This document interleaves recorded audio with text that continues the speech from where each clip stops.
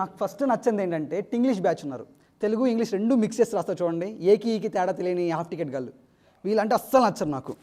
ఎలా అంటే ఎలా ఉన్నావుకి అలా ఉన్నావు, తిన్నావాకి తన్నావా, ఆఫీస్కి ఎప్పుడు వెళ్తున్నావు అని మనం రాస్తాం కదా. ఆఫీస్కి వాళ్తావా, ఆఫీస్లో ఎక్కడ వాళ్తారా, ఆఫీస్కి వెళ్తారు, ఎవడైనా వెళ్తాడు ఆఫీస్కి, వాళ్తావని ఎందుకంటారు. సరే ఇంకా మళ్ళీ అదేంటి తినలేదాకి తనలేదా, ఎవంట అంటారు. తినడానికి తనడానికి రెండు నక్కకి నాగలోకి అనుకున్నంత తేడా ఉంది. ఈ వాట్సాప్ ఇలాంటి చాటింగ్లకే నాకు చెడ్డ చిరాకు వస్తాయి. అండ్ ఇంకోడు మొత్తం ఫుల్లీ వాడేదో ఆక్స్ఫర్డ్ యూనివర్సిటీలో చదివినట్టు పెద్ద పెద్ద ఇంగ్లీష్ పదాలు వాడతాడు. దాని మీనింగ్ తెలిస్తే చిన్నది బూతే. మనం దెంగే అనే పదానికి వాడు ఫక్యూ అని రాస్తాడు ఇంగ్లీష్లో స్టైల్గా, ఎఫ్యూ అని రాస్తాడు, లేదా స్టార్లు పెడతాడు. అది ఆ బూతని ఆడికి తెలుసు, నాకు తెలుసు, కానీ కావాలని రాస్తాడు.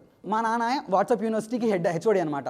మా ఫ్యామిలీ మొత్తానికి హెచ్ఓడి. ఎలాగో మా వాట్సాప్ యూనివర్సిటీ మా ఫ్యామిలీ గ్రూప్కి మా నాన్న హెచ్ఓడి. ఎలా అంటే మార్నింగ్ లేచి స్టేటస్ గుడ్ మార్నింగ్, శుభోదయం, శుభ సోమవారం ఈ పెట్టండి ఆయన షిట్టు కూడా రాదు.